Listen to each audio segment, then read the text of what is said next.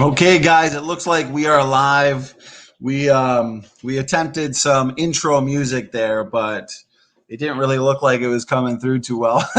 We meant for it to be relaxing for you guys during this time. I know it's late, but we wanted to bring you guys this much needed video. We're excited. I hope everybody is doing well. We look like we got some people in the chat even at 3:30 in the morning.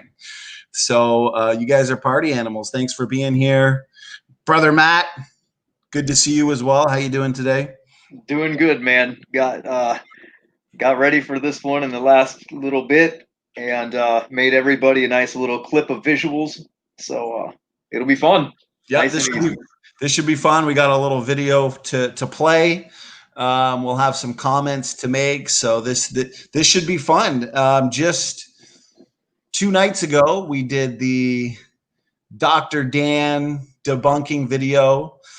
We've got a lot of good feedback there. We're pretty confident that his arguments have been sufficiently demolished.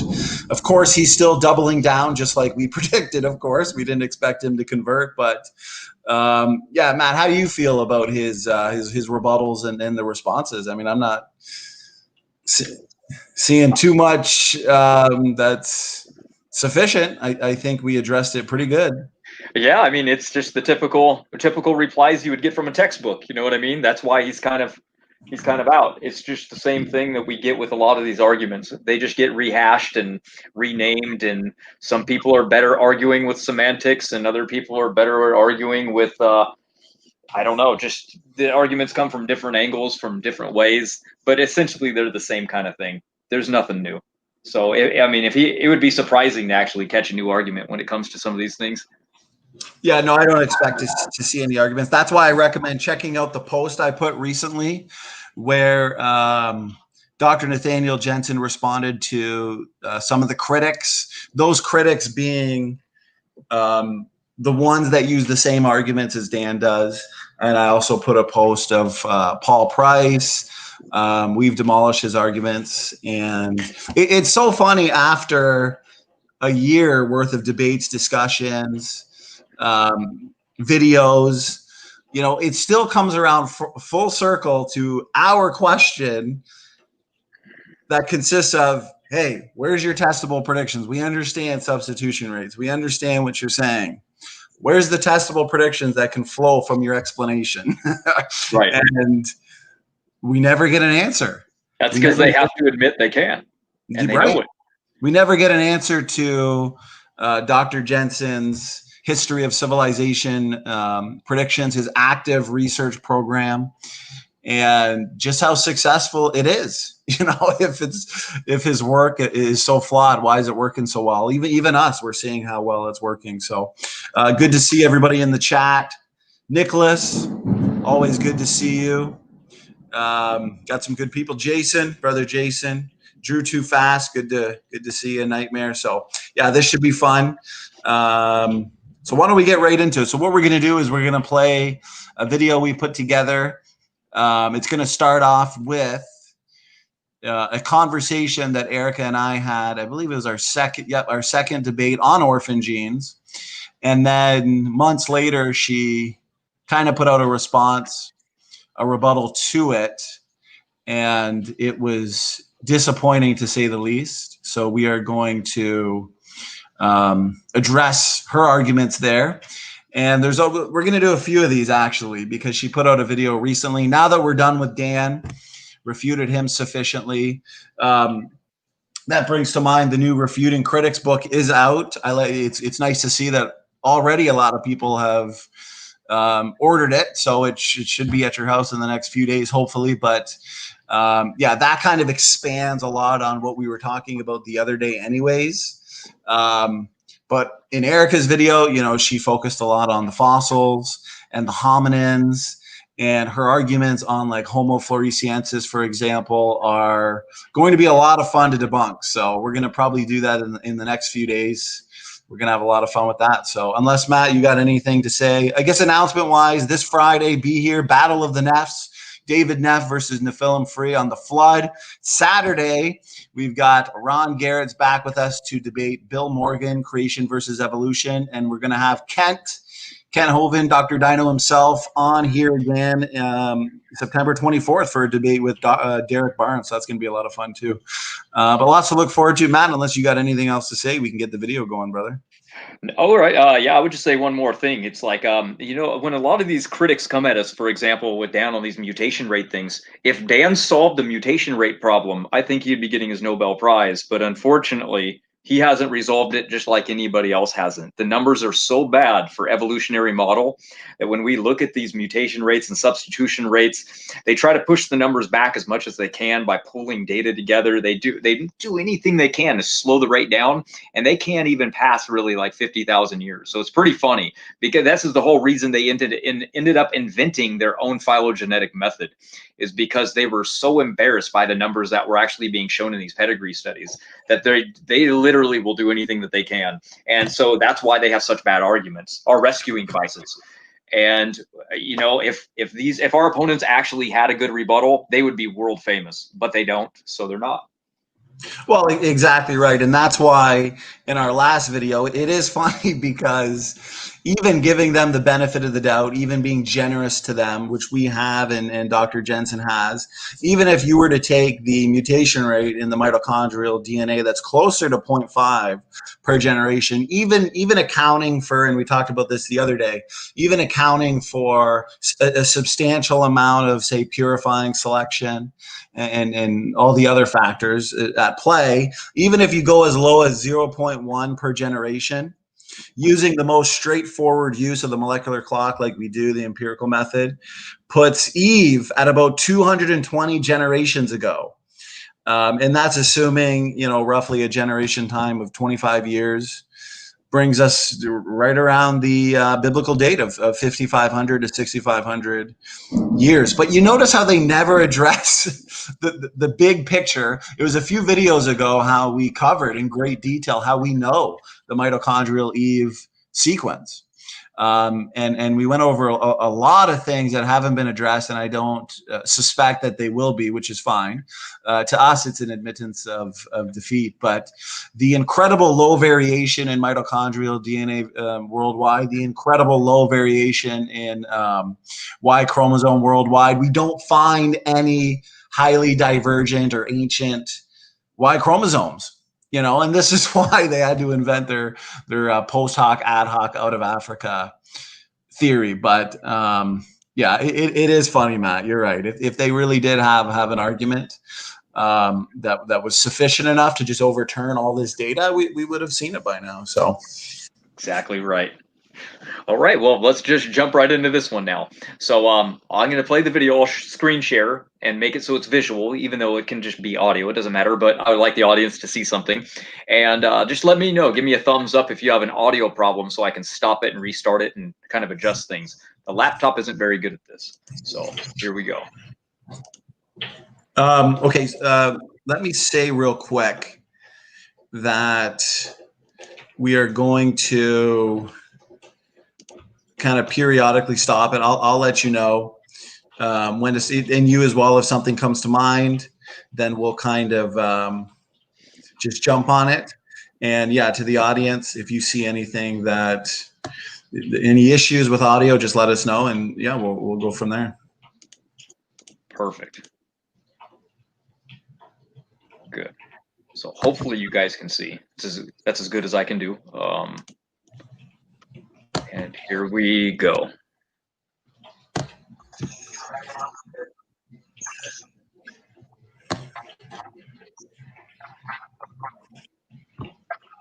Oh, yeah, I'm not hearing anything, Matt. All right, well, that happened the other night. So that means I didn't join using the right thing. So I will. Definitely heard. I did hear some mumbling, but I know when Praise came on, I believe he said that we had to click share audio as well, I think it was. Correct. I just did it this time. All right, here we go again. Sorry, everyone. Since you started off with there we go. ancestry anyways and where we can draw the line, and kind of how there's a perfect gradient, a perfect nested hierarchy of life, I guess you can put it. My question to you then would be regarding certain taxonomically restricted genes that we can look to separate ancestry, right? So if we're going to look at limited ancestry, for example, if we look at orphan genes, and orphan genes, they lack similar counterparts in other organisms, as in like there's no evidence for common ancestry with, say, humans and chimps because of these taxonomically restricted genes that are specific to humans, and then also very specific to, say, chimpanzees or like the cat family. Well, sure, of course there would be, because the divergence time between humans and chimpanzees, well, the divergent time would be approximately 13-ish million years ago, with the speciation time being 6 to 7, give or take. So that's plenty of time for you to get emergence. That's of sort of genetic novelties. That's why we have ERVs that are also unique to humans. But you can point to those, and the exception does not make the rule. You can't point to the exception and say, oh, look, there are, individual ERVs or orphan genes, et cetera. I don't know nearly as much about orphan genes as I do about ERVs. But then I will simply turn and point to the 99.9% of ERVs that we share that are identical and in identical locations. So are you suggesting, just to kind of turn that into a question, are you suggesting to me that there have been separate genetic events regarding sort of these ancestral viruses for every single primate lineage, and then also humans, who I'm assuming you wouldn't accept our primates? So good questions. I definitely want to talk about the endogenous retroviruses, but going back to the orphan genes first, as a counter to that, the orphan genes, for example, they're fully functional gene sequences, and what they do is they code for both a functional messenger RNA and a protein, okay? These orphan genes, though, Erica, they don't fit the hypothetical fairy tale of evolutionary theory, and our prediction based on ancestry and proving limited ancestry would be function, okay? So if these orphan genes, which according to our model are needed for the uniqueness that's associated with each created kind, as, say, described in the book of Genesis, which obviously we look to as a starting point, the fact that this amazing category of genes are taxonomically restricted and extremely functional and unique to each type of organism would suggest a limited ancestry, for the main fact that they are fully functional. I mean, how did these come about in separate ancestries according to the evolutionary theory? I want to just make an analogy real quick, just for the audience.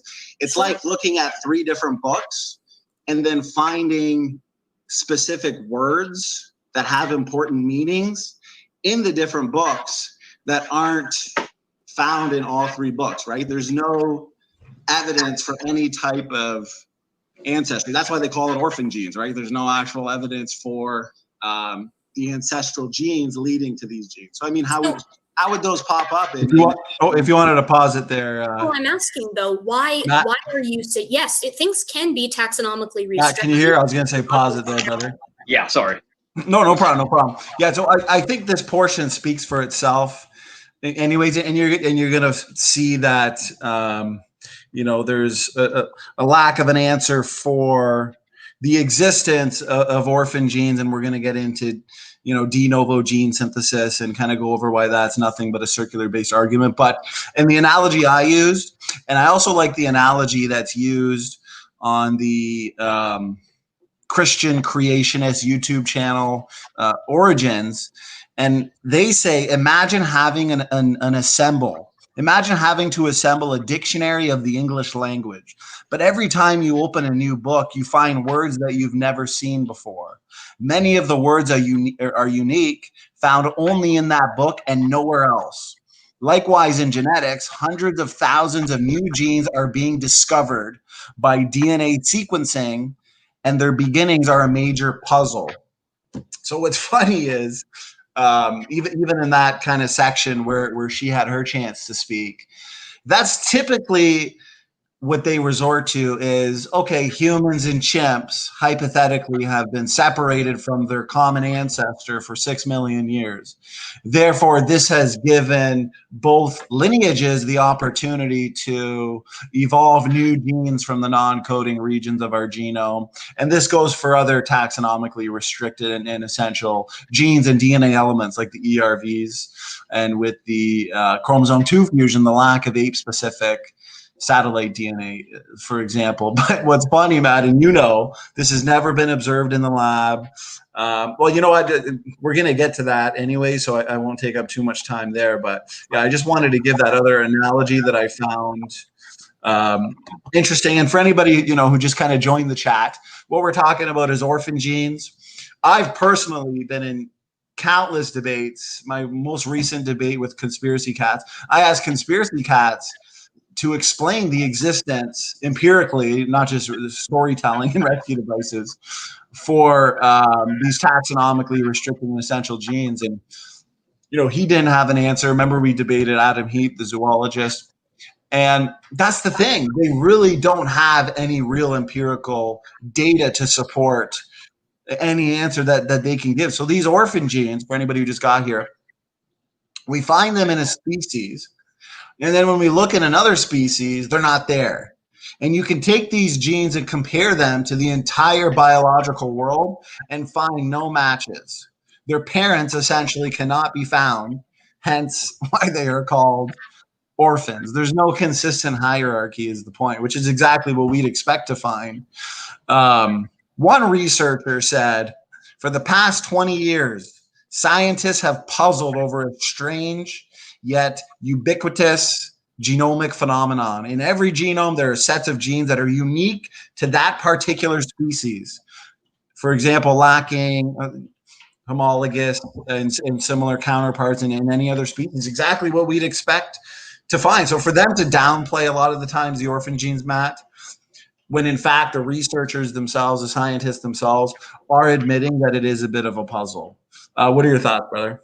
Yeah, well, you tend to find that the internet atheist knows a lot more than these researchers. So that's pretty typical, right? I mean, they'll disagree with anything you say, no matter what the researchers are saying. And that's pretty much a consistent theme we're finding. So you're absolutely right, brother. And you're going to see that with our next video a lot too, on the actual hominins. But yeah, keep her going. There are, as I said previously, there are sort of unique ERVs to humans. There's also unique breakages that are just in the primate order. There's a breakage that does the same thing, the gulo breakage, that also exists in guinea pigs, but it's very different. It's in a different location, and it lacks some of the sort of regulators that ours has. So I'm kind of wondering why it is that you're suggesting that in any shape, form, or fashion that these orphan genes cannot emerge after splits, after divergence points. Well, I mean, it can be suggested that they do pop up. Like, I believe that the evolutionist explanation is de novo gene synthesis, that they popped up through the non-coding regions of our genome. But the question is there any empirical observational data for that occurring? And the fact that they've popped up to be extremely functional in the genome seems to be more ad hoc, post hoc reasoning. But if I'm arguing for limited ancestry and these types of taxonomically restricted genes that are extremely important in the genome, or what are expected to be found, and this is exactly what is found. Right, but what you're doing, would suggest limited ancestry. It's exactly what we expect to find. Go ahead. Right, but you've got to. I think a clear distinction has to be made. So when we're looking at data in general and we're trying to support a hypothesis or see if the data does support a particular hypothesis, it can obviously, as we know in the nature of science, data can support multiple hypotheses. But the sort of the issue with this is you're suggesting the orphan genes. Again, that's kind of why I wanted to make it more about biology in general, because I'm not a geneticist, but I know enough about. That's a surprise. Well, one thing, I gotta say to that, and me and Erica have a mutual respect. We have a lot of fun doing these. We've had a lot of debates, but when you look at like her first debate with Kent, her main question was a genetic-based question. where can we draw the line genetically? And typically this is the same line of questioning that she brings forth in all her debates, with G-Man, for example, and a lot of times with lesser informed creationists. But when faced with a line of evidence that demolishes universal common ancestry in a debate on universal or limited ancestry, which right off the bat, the fact that she didn't really have a sufficient answer or didn't even really seem to be aware of the typical response from the evolutionary side, being de novo gene synthesis, is very telling, especially in the debate that was universal or separate ancestry and orphan genes being a strong indicator of a separate ancestry. So, as I was saying, and as you would say, Matt, when faced with the evidence that's contrary and contradictory to their theory or their philosophy, evolutionary philosophy, that's typically when they resort to, I'm not a geneticist or I'm not a biologist. But in other circumstances, if they're debating lesser informed creationists or they think they have a slam dunk argument, then suddenly, they will utilize that which is genetics based, for example. What are your thoughts? Exactly. You find this all the time, even with Aaron Raw. He'll come out there and he'll make this huge long video, 2 hours on dendrochronology, and then I go in and I start talking with him, and he goes, that's not my field. Oh, it's not your field, but yet you're completely content with making hour-long videos on it, but not discussing it. That makes sense. You start to try to convey to them your perspective on something. Like I wanted to play the what are the odds game, statistical probability, which is purely science. And guess what? No, that's not real. I don't even want to hear it. It's kind of like, I got nothing against Dr. Ron Garrett. He's been on here so many times for debates, but our debate just a week ago, and I was exceptionally excited for it because he often points out that he's been studying young Earth creation for years. He's got a PhD, which means he should have the critical thinking skills that give him the capabilities to maybe discuss some of these topics, especially if he's been studying young Earth creation for a while. And he's even got a blog that seems pretty popular on genetic entropy, supposedly proving that genetic entropy is false. So in our debate, I touched on one of a critical issue is the functionality of our genome, because the more functional our genome is, and we're not going to get to it because we're just looking at the orphan gene part of this debate, but Erica hints at, there's only one or two or a few functional endogenous retroviruses. I mean, I'm going to screen share paper after paper later on showing you that there is extensive function in these DNA elements. There's extensive evidence for function in the genome. And the more functional the genome is, the more those mutations that accumulate from generation to generation. I mean, you and I talk about it all the time, 100 new mutations per person per generation. If those are hitting areas of the genome that are functional, they will be deleterious. That's why the evolutionist needs the genome to be, under 15% functional. They need the genome to be mostly junk. So when those mutations hit and accumulate, they hit in the junk areas. They're absorbed. They become neutral. But we know the fact is that the majority of mutations are nearly neutral. And Ron, he kind of used that same excuse, I'm not a biologist or geneticist, but then why did you write a blog? Calling out John Sanford and saying that it's wrong. So nothing against him, that's it's okay. Typical. So it just doesn't really make any sense because that is a key issue when it comes to genome degradation. So any final thoughts before we move on there? No, that's perfect. Let's do it. Let's keep going. Got it. Yeah, but I know enough about genetics to know that these kinds of sort of emergent genes, ERVs, et cetera, things like that, they don't preclude evolutionary theory in any way. You're arguing that it supports limited ancestry. And again, I don't know enough about it. It may support limited ancestry, but it also doesn't preclude. Wait, she just said she doesn't know anything about it, yet she knows it doesn't preclude evolution. Interesting. Right. Right. Well, and because remember, their basic starting point, their basic assumptions, that's why even, you know, experts such as Dr. Herman Mays goes into a debate with Dr. Jensen, and I experience it, you experience it all the time, where they make an argument against biblical creation from their own basic assumptions, you know, because they assume that the origin of all genetic diversity is mutation. You know, mutation is the originator of all genetic diversity, when in fact we invoke created heterozygosity. 99.9% of atheists and evolutionists will admit there's absolutely no evidence for origin of life, abiogenesis. They have no answer. They have no evidence for the first life. Therefore, front-loaded genetic diversity is entirely plausible. It's entirely plausible theologically. You know, did God intend Adam and Eve to be fruitful and multiply by cloning? I mean, it makes no sense theologically that God would not have front-loaded Adam and Eve and the created kinds with pre-existing functional DNA differences. But most importantly, and we talked about this the other day, predictions and retrodictions naturally flow from the created heterozygosity model. But the whole point is, yeah, they start with their basic assumption. Erica here is clearly not too familiar with orphan genes, and that's fine. I've found that a lot of your so-called former young earth creationists, or those that say that they've studied young earth creation so extensively that they've come to an informed decision that it's false, are not aware of the best lines of evidence.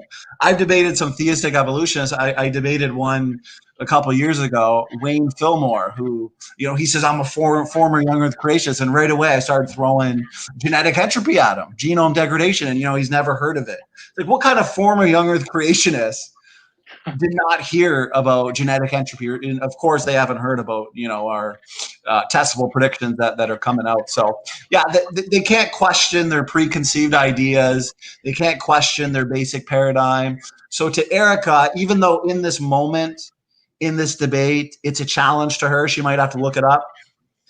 As she said, it doesn't preclude, or it's not, you know what I mean? Because they can't question the basic assumption.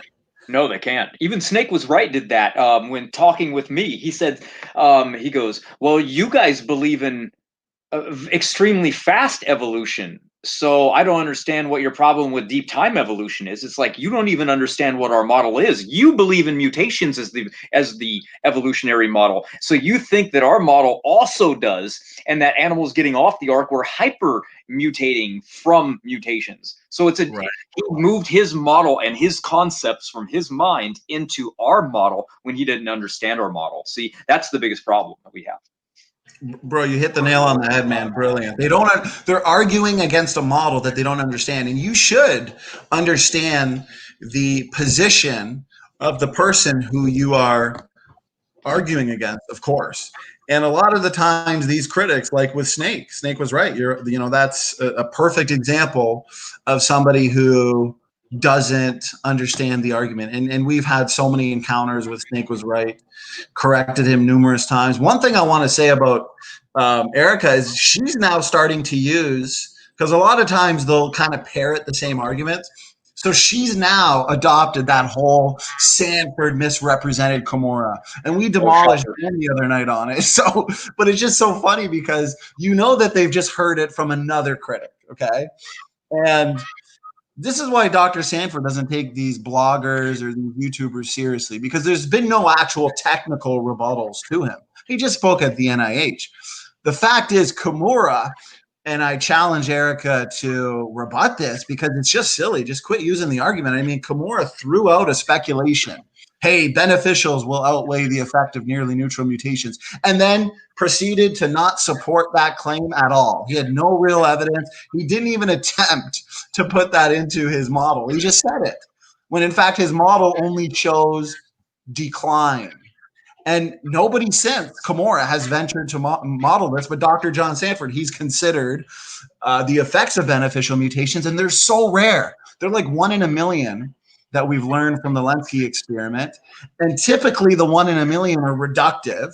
And even if you want to just give them 1 or 2 or 5 truly beneficial mutations, those will not counterbalance the damage from the influx of deleterious mutations. So yeah, that is an argument that she has adopted. In our first debate, she didn't use that, but from the couple blogs out there, and Dan likes to use that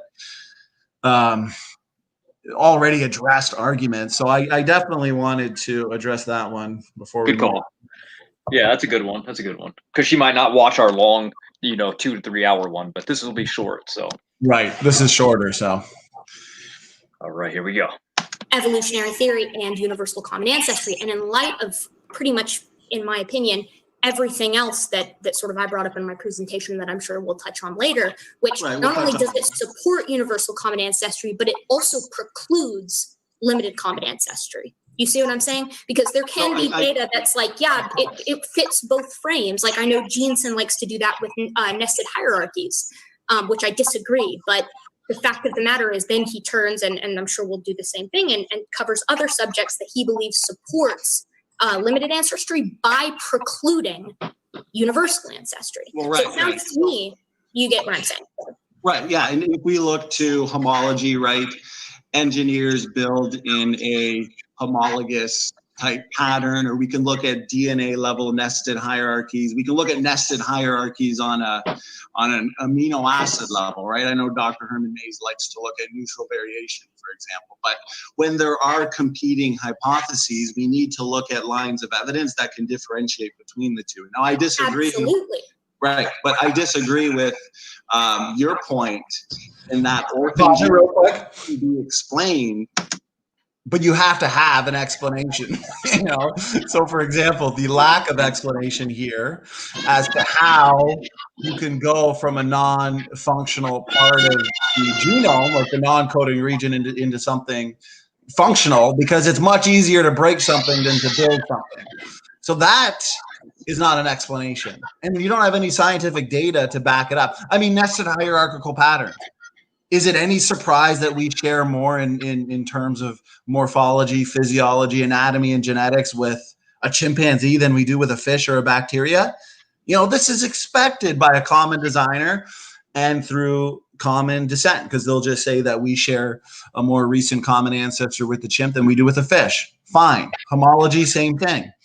But when it comes to like the Y chromosome dissimilarity between humans and chimps, I mean, how many times have we asked our interlocutors that question? Or how many times have we asked the orphan gene question? You need an actual, and it can't, there has to be data. It has to be empirical.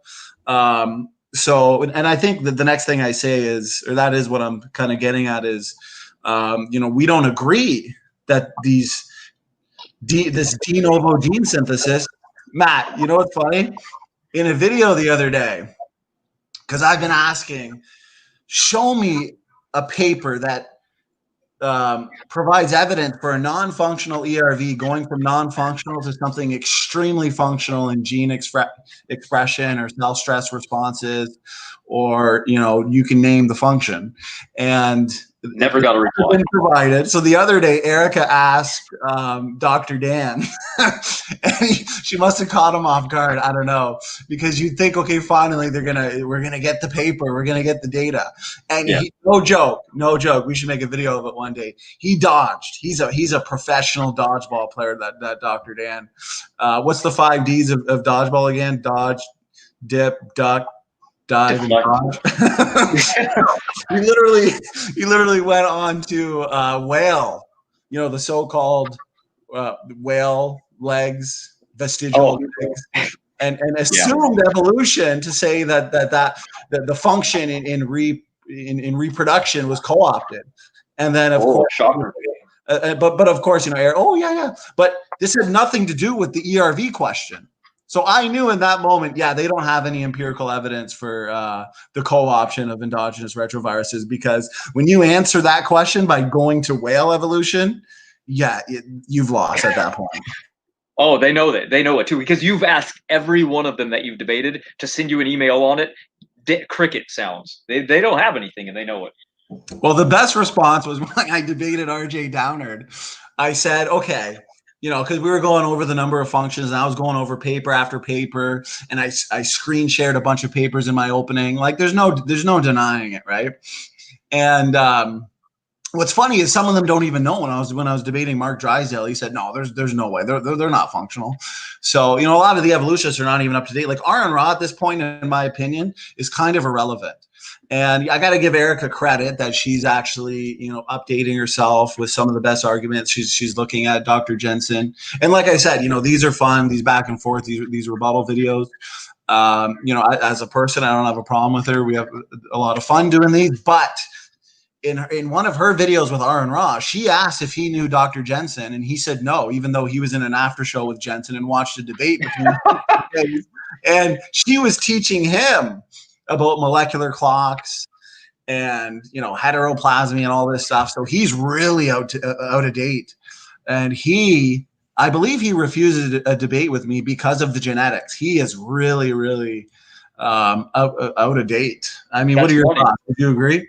That's funny too, because phylogeny, part of it deals with genetics. So it's kind of ironic that he's going to be, trying to say that, oh, we're wrong. Remember when the books came out, it was like, oh, this is just nonsense. Never read it, never looked at it, doesn't know anything about the genetics. Right. He destroyed his own argument in one of his phylogeny videos, where he said that we need the genetics, which we've always been saying. I've always said, bones found in the dirt are not inherited sperm and egg. Geography, Iraq, these things are not inherited sperm and egg. Genes, traits, and genetics, that's what's inherited sperm and egg. And these fossils that are open to interpretation don't have genetics, okay? And in one of Aaron Ra's videos, he said that there's oftentimes more variation within the same species, and he pointed to the domestic dog.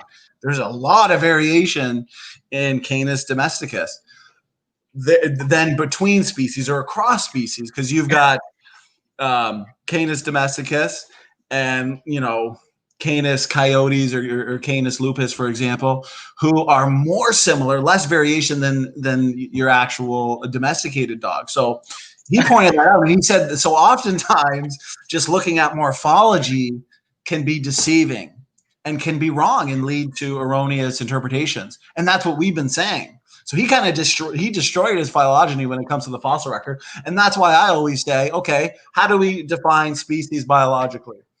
Okay, that being the case, how do you define a species according to the fossil record? Oh, look at morphology. How can you tell the difference between that which is shared through recent relationship and that is what is the result of convergent evolution? Now you get Aaron Ra into a debate, you've backed him up into a corner because you're using his own argument against him, and they can't tap out. Because remember, when they're by themselves or you're reading their books, that's when their guard is down. They're not in debate mode, right? So he just destroyed his entire phylogeny argument by pointing that out, which we agree with. Genetics is what's the most important. Well, what's funny is Erica does that in this very video. So you'll see later. She invokes that exact same reasoning. Anyway, let's move on. let's go. Yeah, keep going.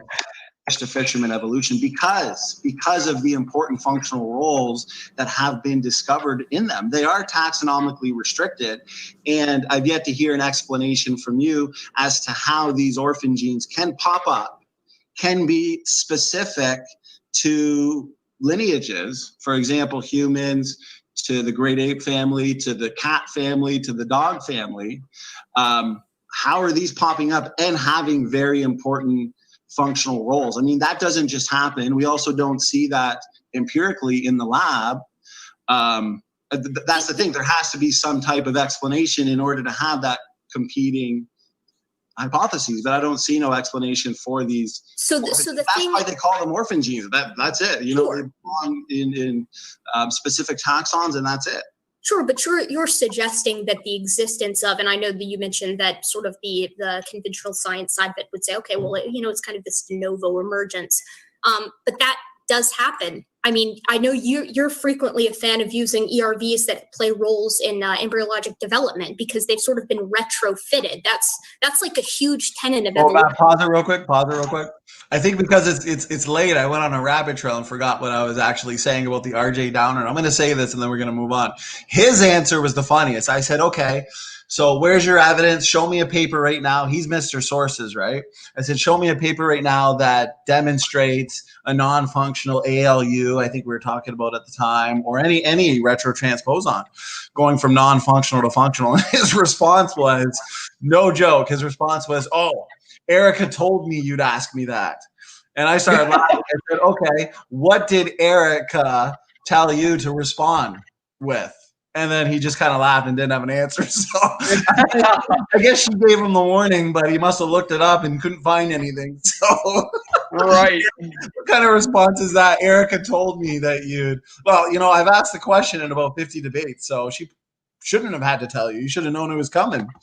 Good point. Exactly. And it just shows you behind the scenes, they're all talking with each other, every one of them, to try to take us down. It's funny. Try to throw us the curveball finally, right? Well, they brought in damage control with Dr. Dan, and you know he's failed miserably. I love his nickname, Dan the pseudoscience. Yeah, that was good. That was Jason's invention, I think. Yeah. That was good. Well, you know what? It was almost getting boring on the genetics because nobody had any rebuttals. So bringing in Dan at least spiced things up a little bit. But at this point, he's going to have to bring in damage control. But I don't know. Who's he going to bring in? The god of evolution itself? Yeah, I don't know. Because he's been at this for 10 years. So he's been at it for a while. Like when I mentioned him to Jensen knew right away. And Jensen showed no concern. Just like Jensen responded to Evograd by saying he's disappointed. You know, he expected more. Because it's true. These guys aren't answering the important questions. They're failing left and right. Yeah, one punch man says damage control, Dr. Dan. Yeah. Well, they need it big time. All right, here we go. Yeah, keep going. Like this idea of taking, you know, something that used to do something else, and you know, or not atavism, sorry, in some cases of vestiges, and using it for something new. I mean, because you're right, most ERVs though have zero function, but some of them do, and they did pop up, right? At least according to yeah. Oh, no, sorry. That was me in the video. Well, because remember, never let them slap and run. So you can see she really wants to get to the ERVs, and I don't like when evolutionists accuse us of like taking them out of context. So this portion is going to end when we stop talking orphan genes. Then we move on to ERVs, which is a fascinating talk. I really enjoyed it. I've enjoyed my debates with Erica. I believe I demonstrated sufficiently why ERVs are functional DNA elements, you know, created by God in the beginning. So I'd recommend watching that portion. But you know, she wants to move over to the ERVs because there's no answer to the orphan genes. But the ERVs are no help either. And maybe we'll touch on that after, actually. But what we were talking about the other day, Matt, when we went on Kent Hovind's channel and destroyed ERVs, I think that video's got 16,000 views now. There's been no response from Pelagia. There's been no response from Vice Rhino. None of them. Even Conspiracy Cats told me it wasn't going to respond to it because they want to go after that which they feel they can actually address. That video, we destroyed ERVs. And they won't even touch it. And Pelagia, just like I always say, you know, what sound does a chicken make? Because he only makes his videos, reads his scripts. He can't defend what he's reading. No. I'll debate him any day. I'd love to. He won't do it, though, because then his supporters are going to see that he doesn't know what he's talking about. Well, once his supporters see about 15 videos pop up with his name pretty soon being destroyed, I guess he'll have to, all right? Yeah, we've got some good plans for our faithful listeners. So, hey, man, it's 4:30 in the morning. We got over 20 people in the chat. Guys, I'm proud of you. True party animals. That's why you guys are the life and blood of this channel. True rock stars, superstars. So good to see everybody. Matt and I think we're having too much fun here. But, yeah. Keep going, brother. All right, yeah, we got 5.5 minutes to go on this, and we got a couple more pauses to do. So here we go. quick before you guys, I understand that you want to move on to the endogenous retroviruses. Just to kind of end the part on orphan genes, we can do that. I don't want to beat a dead horse. Let's move on to endogenous retroviruses and retrotransposons, for example. I would just disagree that orphan genes aren't a line of evidence that can differentiate between the two hypotheses, right? Universal common ancestry and limited ancestry. We can just agree to disagree. And we can. Want to look to the de novo gene synthesis, we definitely need to see empirical data, whether it's in the lab or some type of technical paper that can actually show a non-coding region of our genome suddenly pop up and become functional as a protein coding gene. So I kind of know where this is going. So I am going to openly in front of everyone make sure that this is clear. I don't know very much. In fact, I know very little about orphan genes. What I do know quite a bit about, or a decent amount about, is endogenous retroviruses. And the reason why I'm making the connection is because it sounds like conceptually there are quite a few similarities. So I'm not saying that I know enough about orphan genes to say this is certainly the case. I probably need to look into it, but I don't particularly find presenting a piece of evidence that, knowing absolutely nothing about it except for the blurb that you've given me here, could go either way in light of everything else that we're getting ready to discuss, convincing as a gotcha. You know what I mean? Because it sounds very similar. There's many lines. Yeah, no, I agree. It sounds similar to the gotchas that creationists use with ERVs. That's why I keep making the comparison.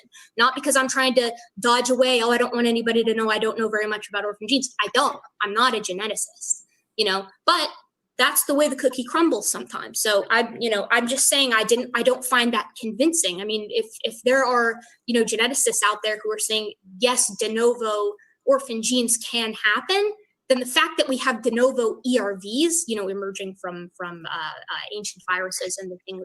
Pause that real quick. So here's the problem, though, is oftentimes they'll just look to the experts. Let's say Dr. Dan, and they'll be discouraged because how do we deal with these orphan genes? How do we deal with the Y chromosome data, the mitochondrial DNA data? Help us. And as long as their expert responds with something, no matter how silly and ridiculous it is, it's called confirmation bias. Now they can just kind of wipe the sweat off their forehead and say, okay, thank God. And you can see that in this Filthy Monkey Men blog, it's called, where they made a long post about GeneSyn, and it's the same arguments that they all use. Evo Grad, Herman Mays, Dr. Dan. I'm guessing this is where they got it from. If you look in the comment section of that blog, and I posted it in the community the other day, go check it out. Jensen left a beautiful response, destroying every single point, okay? And there was no comments afterwards. And then maybe like months later or a year later, you had random evolutionists saying, is anyone going to respond to Jensen? I know another person said, I know Jensen is wrong, but no one's responding to him. And then another year later, is anybody going to respond? So these evolutionists love the confirmation bias. Just like in Dan's evolutionary predictions video he put out 2 days ago, I went to the comment section and an evolutionist obviously left a comment saying, Standing and Raw Matt just put out 2 videos debunking you. When are you going to respond? And if you do, this is what we recommend. You see it all the time. They need their experts to respond. And then whatever their experts respond with, they don't look at it objectively or critically. They just say, okay, thank the God of evolution that there's an answer out there, regardless of whether or not it's just a rescue device. Do you find the same thing, Matt? Oh, I do. Think about it when it comes in terms of the substitutions, right? We go, okay, well, all humans today range from 1 to 24 substitutions. Neanderthal, when we found them, ranged from about 22 to about 32. Right? So now they go, oh, okay, so we can go back in time and we can find more substitutions. That's their mindset. And then they go, look at that. Chimpanzees are about 60 substitution differences in the mitochondrial, right? So they go, look at that. It's a perfect hierarchy. Ah, wait a minute. We didn't share a common ancestor with chimpanzees for over, 6 million years ago we split, right? So now it's too few. So it's good when they first see it, right? They jump all over it. Look at that. It shows the hierarchy. It proves we're related. And not that bad ago. Then all of a sudden you show how few substitutions that is, and it doesn't line up to evolution. Now it's like, oh, Well, that's not well. There's an explanation. Maybe selection weeded out those substitutions, right? Now they have to invoke that, because the mitochondria can't get rid of anything. That's what makes it perfect to test. It can't repair itself. Now all of a sudden it can repair itself. Deep time, long time ago, it can repair itself. Yep. Deep time, of course, Yep. of course. Yeah, no, I'm with you. Anyway, we keep going right here. We're getting off orphan. Go ahead, brother. New information through various mutations, I don't see a problem. It's completely in line with other conventional arguments that we're going to talk about. Right. If I could just jump in real quick, because I definitely want to jump into the ERVs and the retro transposons, and I'll give an answer to that. Just on the orphan genes and in the, it's not necessarily just a gotcha type argument. I will go on record that, the evolutionist community, they are somewhat baffled, and that is why they look to de novo gene synthesis. But to me, that's more of a circular argument, because the evolutionists know that orphan genes exist. Therefore, they need to hypothesize, why do they exist? So they resort to de novo gene synthesis. Well, why do they resort to de novo gene synthesis? Well, because orphan genes exist. So I'm just saying it's more of a circular based argument. Now let's talk about orphan genes. Raw Matt argues that there are orphan genes, also known as de novo genes, or genes that pop out of nowhere. Pause it real quick, Matt. Yep. So nothing was taken out of context. That was the end of our discussion on the orphan genes in that debate. Actually, I'll link that debate for those who want to watch the full debate. It's really good. And nothing more on that, but I'll say DS525252 gave a super chat, $20. Thanks so much. We appreciate it. We love the support. The amazing support we got last month when it came to books, donations, our clothing line, super chats.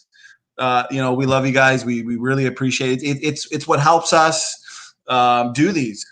Sometimes nightly. It's what helps us write books, do videos, do debate, host debates. So we appreciate that. Thanks for the super chat. He says, to the heavyweight crew, in brackets, top fighters. So it's all for the glory of God, brother. When the truth is on your side, it's easy to defend, and it's fun to defend too. The evidence is overwhelming. So yeah, I just wanted to acknowledge that super chat. Thanks so much. We appreciate it. Nice. Awesome. Is that it? Keep going. Keep going, brother. Restricted. He's saying that these genes are what separates man from ape. Luckily, as usual, there are papers on orphan genes. So what do we exactly find per se? Well, what we find is that there are indeed orphan genes unique to humans, separating them from the rest of the hominoids. But that chimps have more of them. That's right. Chimpanzees have more unique orphan genes separating them from the rest of the hominoids than humans do. Remember what I said earlier? Her argument, same as Aaron Rawls. Yeah, there's more differences between them than there are with us. Well, isn't it funny that the fact that the chimp-specific genes are not found in any other supposed chimp ancestor, like some of the monkeys, right? There are unique orphan genes to the chimps, just like there are unique orphan genes to humans. Darwinian evolution, okay? Universal common ancestry did not predict these discoveries, did not predict the existence of these orphan genes. This does not help her case. So the fact that maybe she's just repeating an argument, I don't know, but the non-consistent hierarchy with their model doesn't make any sense. With us, it makes sense that the existence of a hierarchy is not evidence against design. It makes sense. We see it in the design world. But as design advocates and as biblical creationists, where we believe in independent origins, we would expect unique genes for the uniqueness associated with God's independent creation. This is what we'd expect. But universal common ancestors do not predict this. And if Erica's listening, or she does listen, I challenge you to provide me empirical data of them predicting the existence of orphan genes before the discovery of them. They didn't predict it. So that's not a very good argument. Unless you got something to say there, we can keep going. No, her arguments are taxonomic. They're the subjective form of evidence. You know, they're the ones that even Dapper Dino admitted that are, and he's their linguist, by the way. So kudos to Dapper for taking away Erica's favorite argument.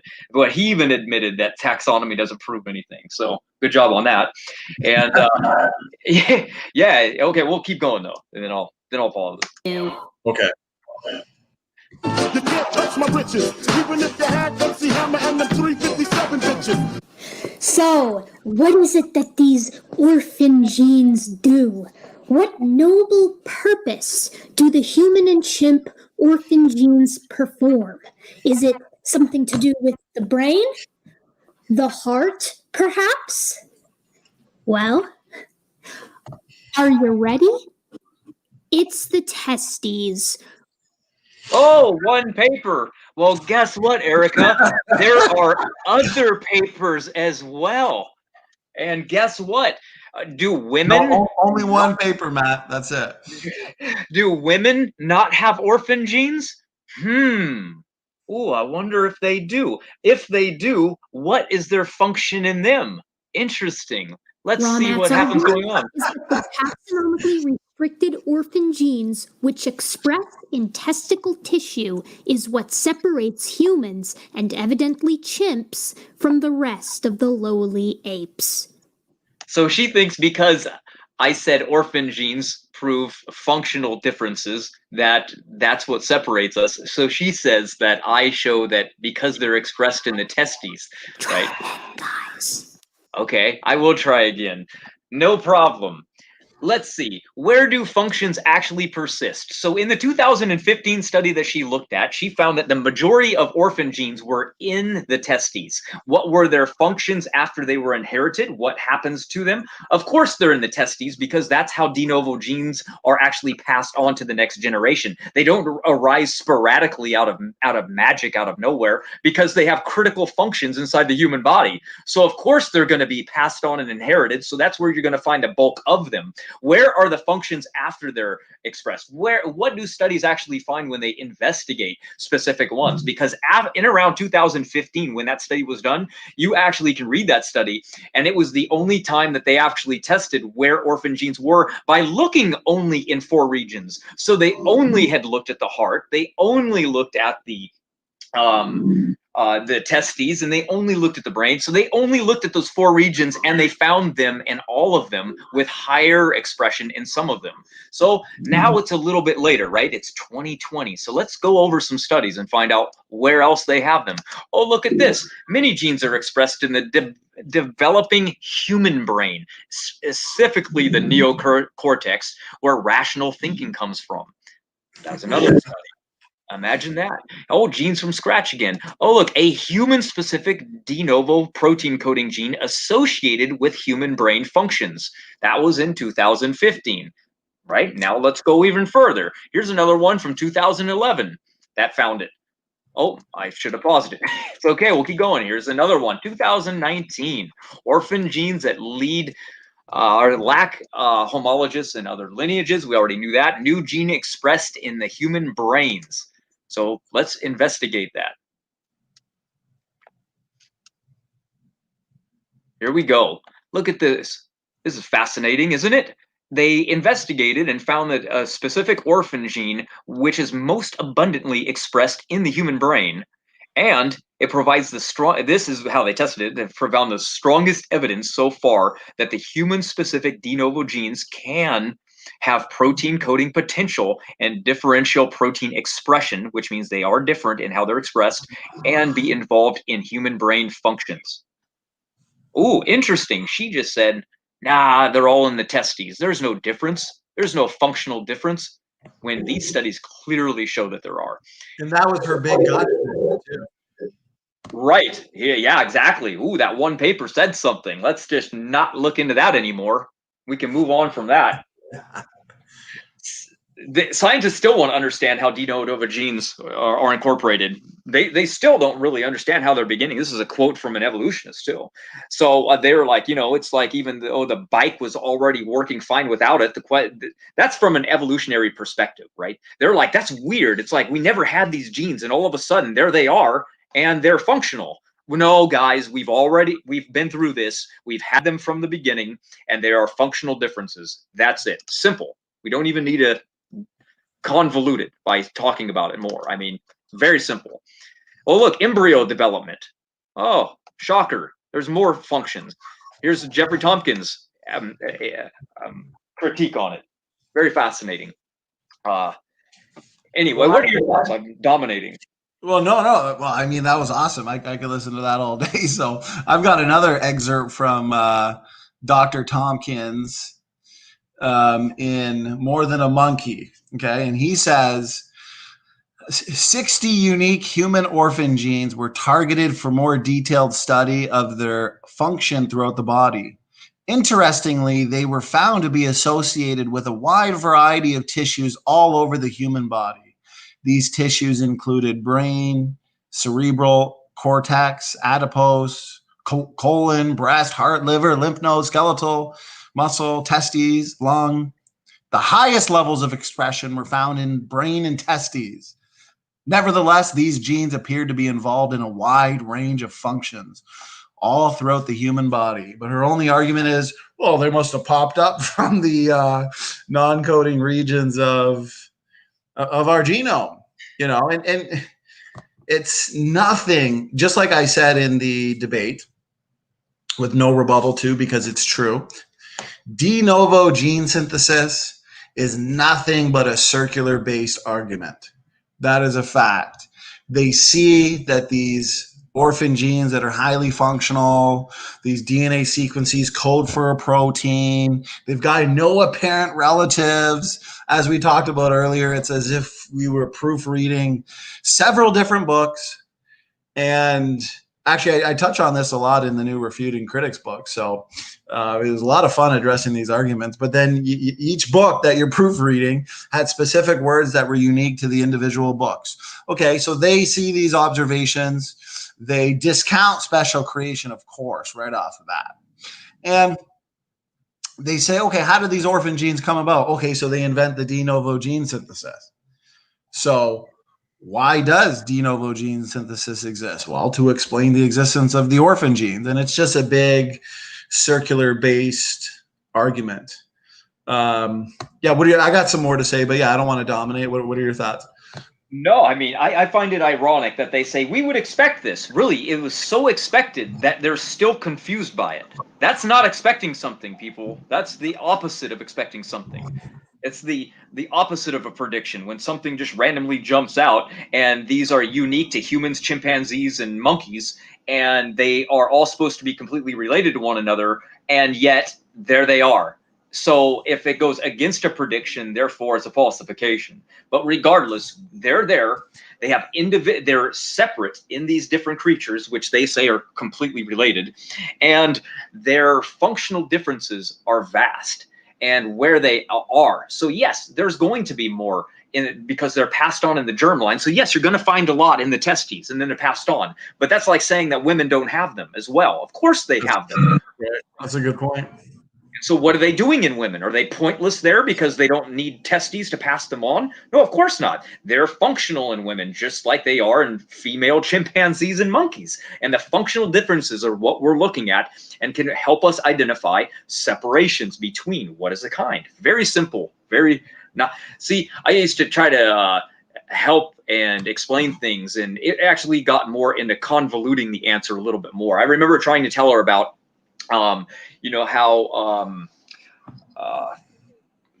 the half-life of isotopes are not consistent. You know what I mean? How, yes, the half-life of when you're testing a rock or any type of radioactive material, how their decay rates are actually accurate, but they're not true dates. And the reason they're not true is because if you watch them be created, they immediately kick off their half-lives in the beginning before they stabilize when they're cool, and then they show a constant rate. So like literally you can watch a heavy element drop into a radioactive element before your eyes, and therefore when you test them in the next few days, they date as though they've been around for millions or billions of years. Well, obviously they're not that old because they were literally created the day before, but since they throw off these half-lives extremely fast and before they stabilize, that's it.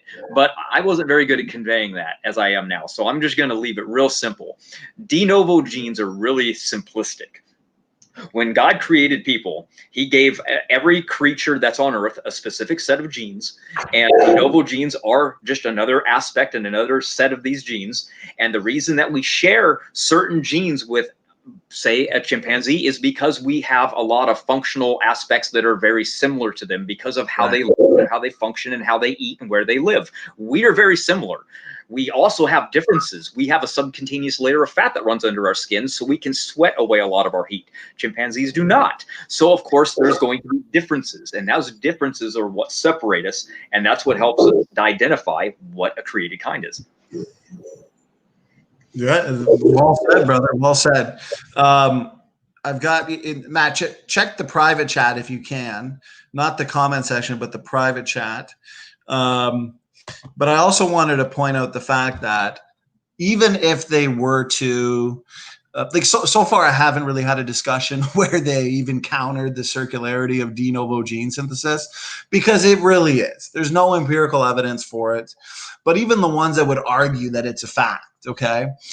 It's funny because it's obvious that it's much easier for orphan genes to be lost than to be gained. And I discussed this in my Refuting Critics book. So therefore, this de novo gene synthesis, which is just a rescue device, is nothing but circular. So they're invoking this because they know the orphan genes exist. Now, here's the thing. They're just assuming that they're the result of de novo origins because they are rejecting special creation right off the bat. There's been no solid experiments done to demonstrate any series of mutations, okay? Because there would be a series of mutations, not just one, that are required to eventually result in a highly functional gene such as an orphan gene. So just like you said, Matt, in the creation model, it makes sense.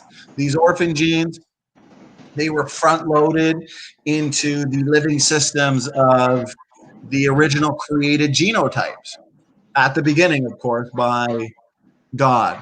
Now, the evolutionists, because as we were saying, they're assuming de novo gene synthesis, then what they do is they formulate historical reconstruction, okay, on how they believe universal common ancestry took place, how they believe that these organisms have evolved over time, when in fact, without the empirical data, the historical reconstructions are nothing but that, historical reconstructions without actual empirical evidence for support. Their basic assumption is essentially unfounded.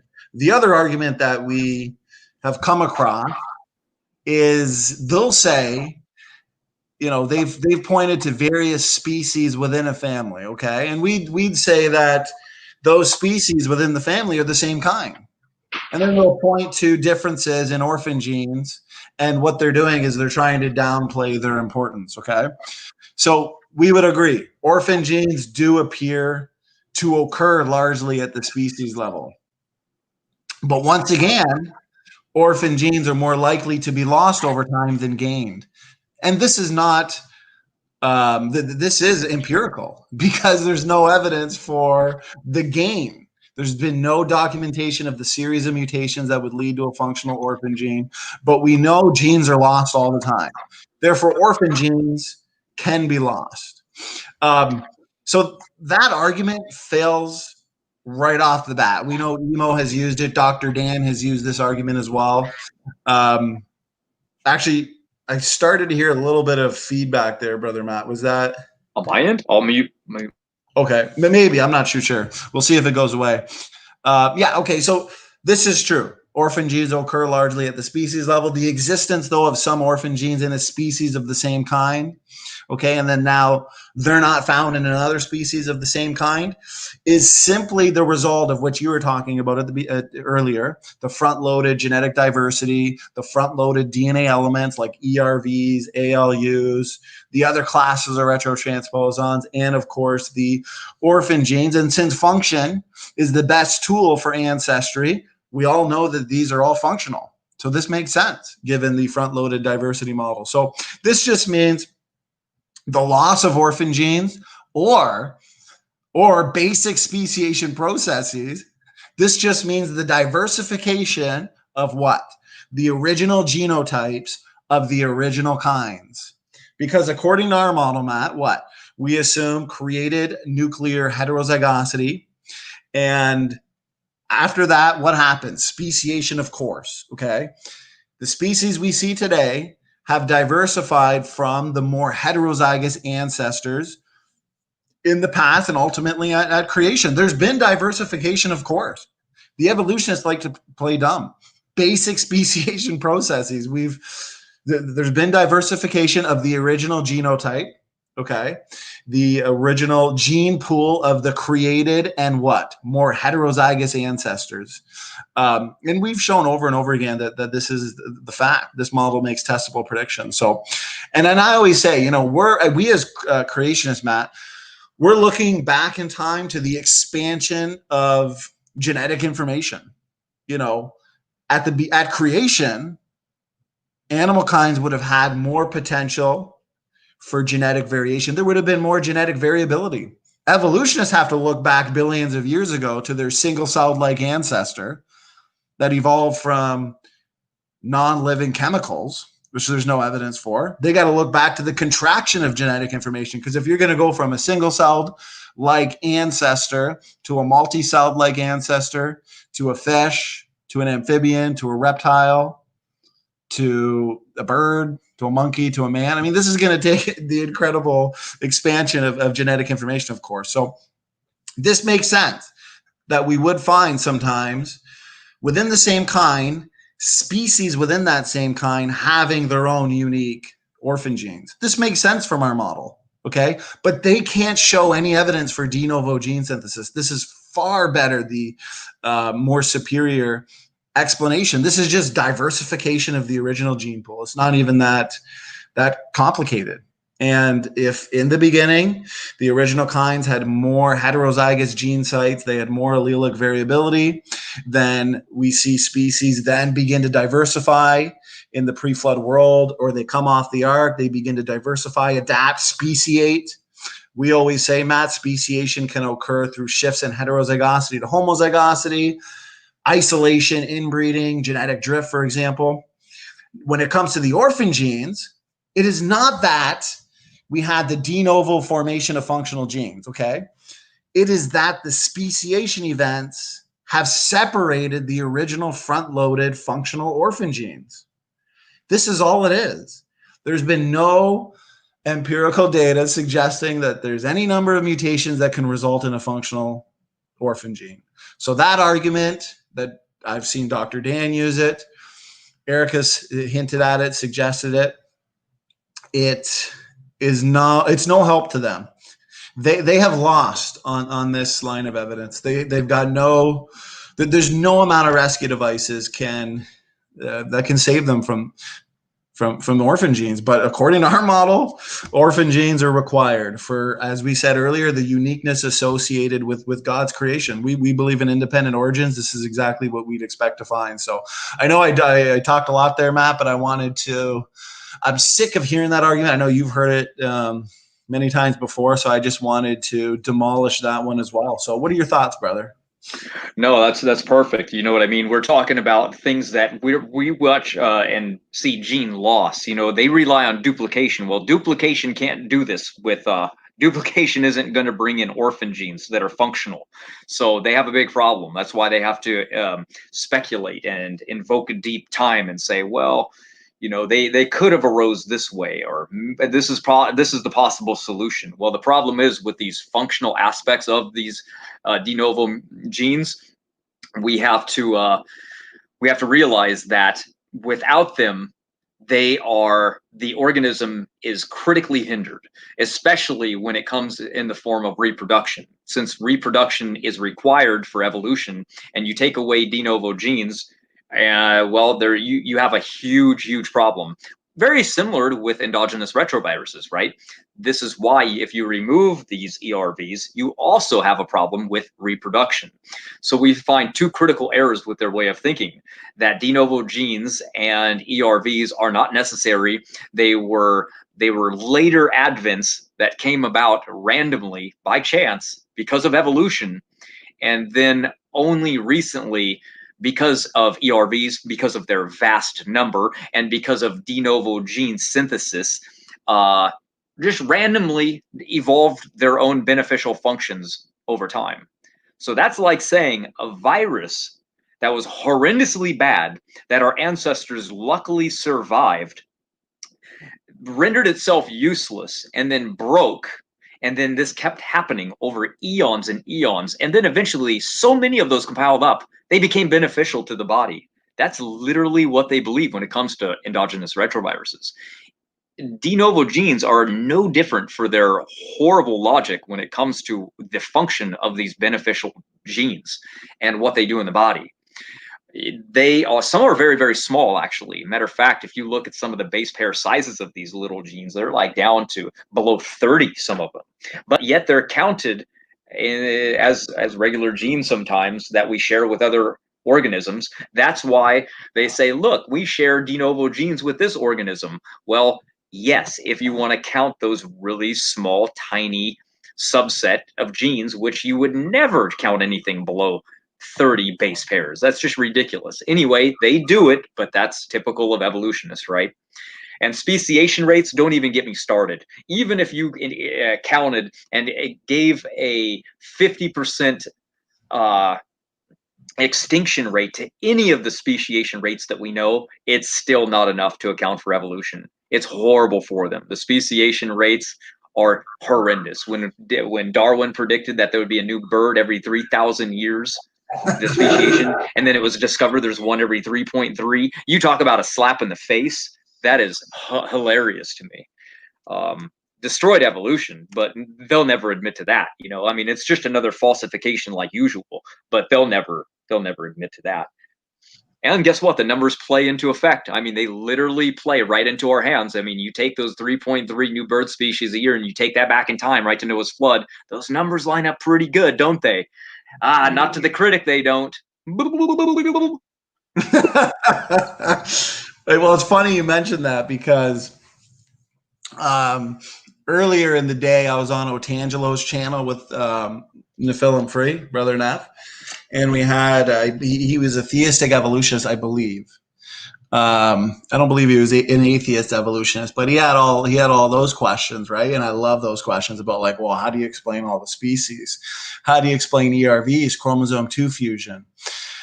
And I showed him the numbers of all the different species and why it's perfectly in line with young Earth creation expectations, and then asked him some questions as to why there's so few. And as usual, extinction rates. Right? They can't make any of the predictions themselves. They got to invoke extinction rate after extinction event after extinction event. So that was a lot of fun. I'll post that tomorrow when I get a chance. But yeah, man, you hit the nail on the head again there. I'm screen sharing here. Oh, good. Okay. This is from the Refuting Critics book, but it's funny because Dr. Jeffrey Tompkins here. Okay, it's not even just the orphan genes, right? In addition to the major differences he says that exist between the human and chimp genomes in regard to chromosome numbers, orphan genes, incomplete lineage sorting, Y chromosome DNA, and overall genome similarity, there are also major differences in what? How genes are utilized, in how you utilize or express. The fact is that humans and chimps, so the homology, the nested hierarchical patterns, that's expected. He says the fact is that humans and chimps, like other mammals, have similar cell physiologies and gross morphological similarities as well. Therefore, we do have a large number of genes that share high levels of similarity in their DNA sequence. Now, down in here, here's what's important. Another citation. So I say a lot here. He says, many similar genes. Okay, this is what's important. And I challenge Erica when she watches this video. Explain this in your worldview without a rescue device like de novo gene synthesis or co-option with the ERVs without any real empirical data. So he says here, many similar genes between humans and chimps are expressed very differently. So the homology in the patterns we expect. But then this is what we'd expect if independent origins were true. Literally the same genes, the similar genes, they're expressed differently, and the expression profiles bear no signs of selection or having evolved. Genes associated with brain, cell transport, cell signaling, testes, and many metabolic functions show distinctly different expression levels between humans and chimps. These genes occur in elaborate networks, and not only must be precisely coordinated within these networks, but also between organs all over the body. And before I continue, this is why the patterns, there's no consistent hierarchy when it comes to the orphan genes. But when we do see some unique orphan genes in species that are not in other species of what we would say is the same kind, of course, there's been diversification since the original kinds and say their ancestors at the flood. We can lose orphan genes. Some orphan genes are only expressed under certain conditions. Speciation processes is going to diversify them. This is all expected. And all they can say is de novo gene synthesis with no real evidence. It's much easier to damage a gene, to break something down, than to actually build it up. It's never been observed to build it up. So he continues. And, Erica, if you're watching this, we'd love to see some empirical evidence for this. So he says, in addition, many expressed genes in humans are not even found in chimp.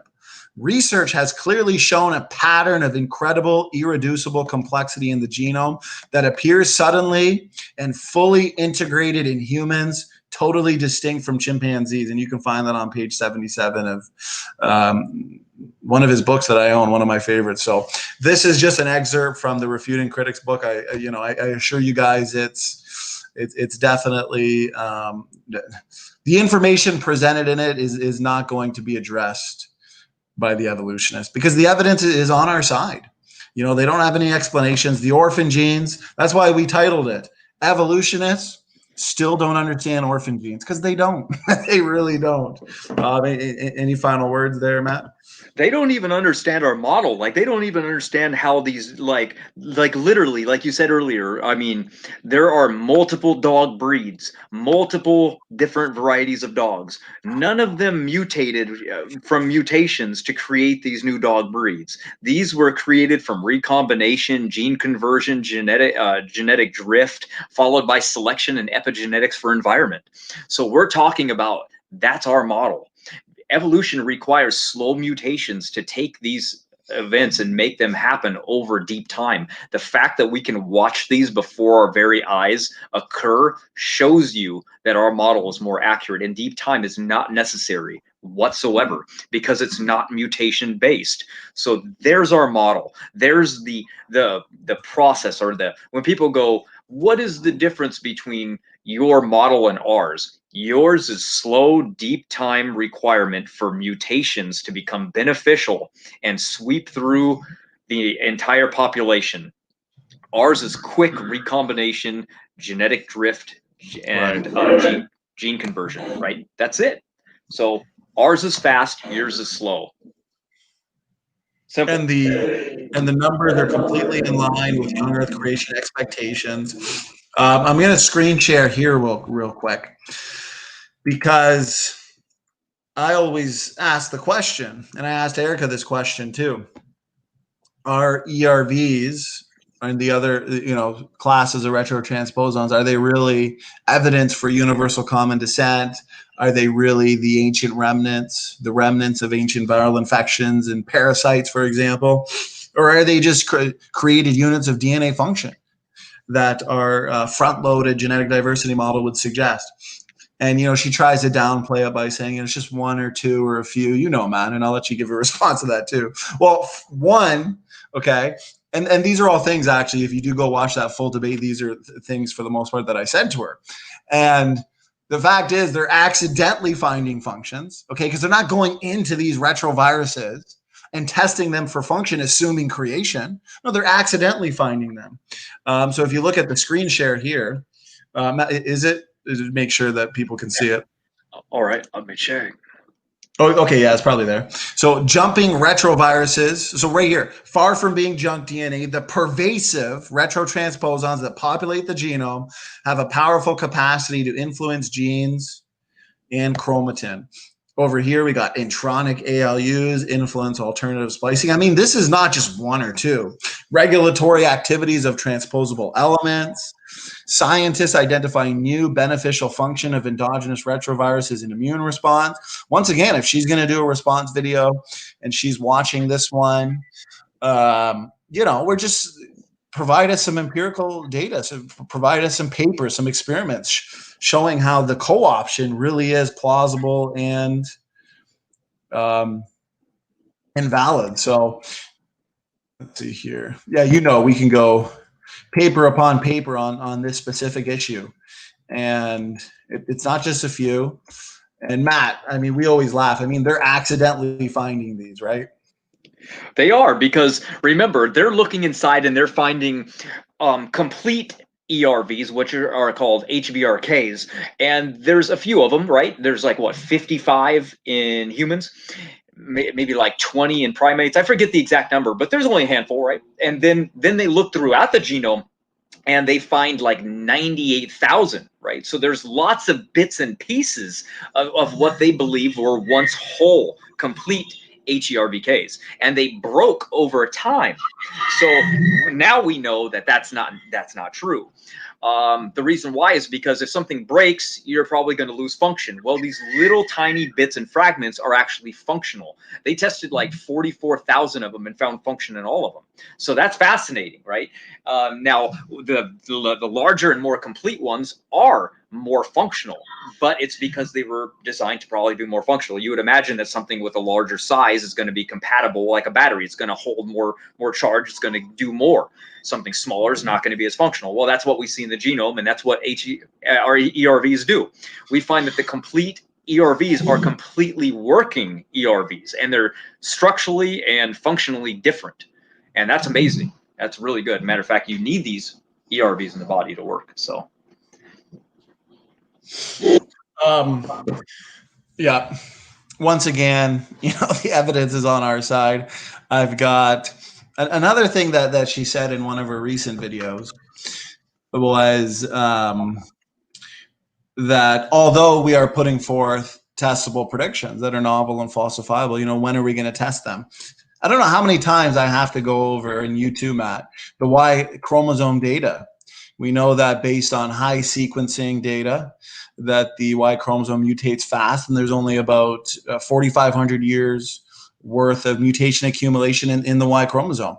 And you can touch on this too. But guess what? December 4th, 2019, same paper that I've been showing for months, testing the predictions of the young Earth Y chromosome molecular clock. Population growth curves confirm the recent origin of human Y chromosome differences. There are confirmed predictions. Now, the Khoisan people prediction, that's one we're waiting for results. But the question is, and here's a question we'd appreciate to be finally answered, right, Matt?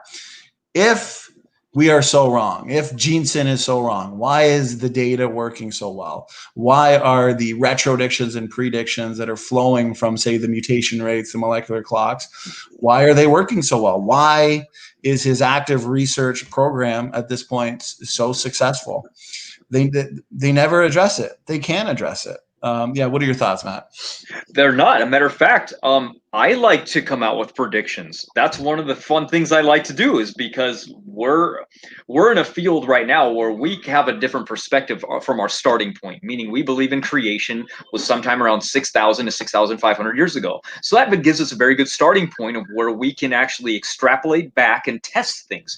So in our biblical model, this is my most recent prediction, was that we would be able to take the current mutation rate, which was found in the study by Kong in 2015, and he found an average of 63.5 new mutations per person per generation. Now, these were the de novo lines. These were not counting somatic whatsoever. So they're the pure, the raw mutation rate, right? So I found out, okay, well, guess what? The Bible is very clear on when people lived and how old they were when they had children. But there's only 10 generations between the creation of Adam until the flood of Noah. Right. So we know the 10 generations, we know the people who lived because they're documented, and we know how old they were when they had kids. So I took the mutation rate from the current mutation rate study, the most, I would say, beneficial one, because it's the most accurate we have. And I extrapolated that back in time, and I went to those 10 generations and I put in the math, and lo and behold, only 10 generations would be exactly the same mutation rate as if the 60 generations would have lived over those 1,650 years. Now, what are the odds that the Bible, written by sheep herders thousands of years ago, would have predicted the exact ages by people living hundreds of years old, by the way, by the time they had kids, that just so happens to match exactly the mutation rate today? Remember, Noah was 500 when he had his 3 kids. So that's incredible, to take 10 generations and multiply and do the math, and it turns out to be exactly the same mutation rate as if it were over 60 generations of our exactly 56 generations of a generational time of 29 years old. That was my prediction, and I put that in writing, and it's submitted now for peer review. So we are making predictions and putting it to the test. So Jensen's not the only person out there. I like doing it. Right. Beast mode. It's beast mode, brother. And guess what? There's not going to be any rebuttals to that. There's not going to be any testable predictions of their own. And the evidence, the observations are on our side. And that's why testable predictions and accurate retrodictions flow so well from the hypotheses, from the position. And that's why, these evolutionists are thrown off by us, Matt. Like, just like with Dr. Garrett there that I debated a week ago. I asked him, because the title of the debate is biblical creation, so the creation account, science-based. I asked him, what is the gold standard of science? Testable predictions. Okay. From the biblical creation starting point, God created 2 human beings. Genesis is the account of the creation of the universe, the earth, humanity. We know at the time of the flood, there would have been a bottleneck, the repopulation of humanity from three couples, Noah's 3 sons and then their daughters-in-law. Therefore, let's make some predictions, let's make some retrodictions. And it's all consistent. It all flows from that starting point. What other religious text is so consistent with the scientific data? None. That's why when the atheists say to the intelligent design advocates, which God? Well, the Christian God, of course.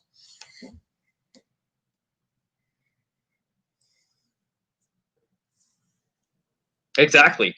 You can do it with any religious text, by the way.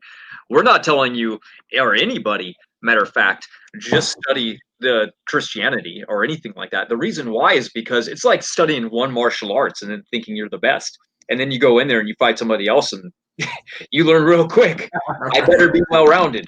So it's the same thing. How do you know the other religions are wrong if you haven't studied them? So I advocate that actually people do, and you'll quickly realize that the Torah, the biblical, the books of Moses, they are the actual history of mankind. And you can test this, and we can test this. And I'm doing it. Jensen's doing it. You're doing it. Our team is actively gearing a model towards this, and the evidence keeps pointing at it. That's what's so fascinating, and especially about the mutation rates.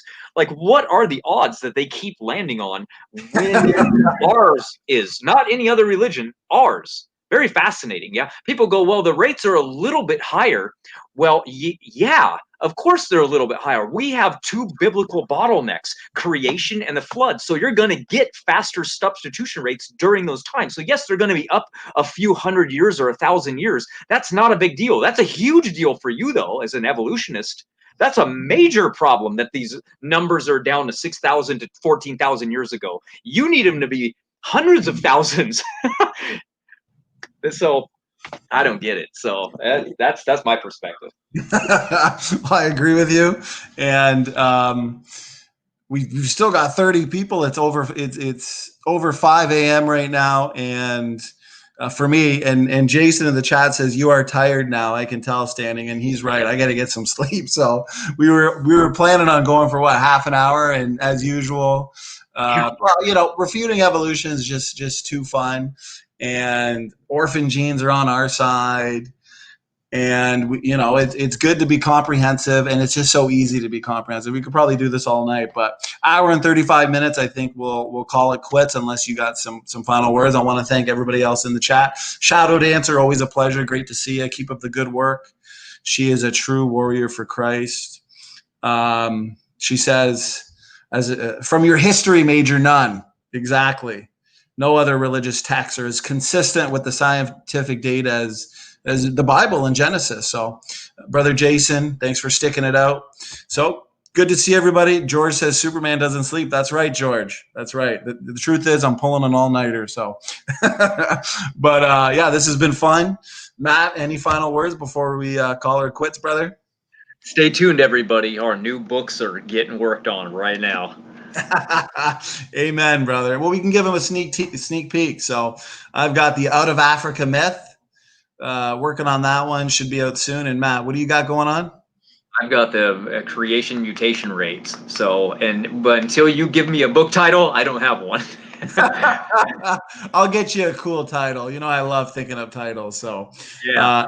Shadow Dancer says go to sleep. So amen, sister. Amen. So we're calling it a night. Matt, you were beast mode. Shadow Dancer said she liked that term. So beast mode from now on.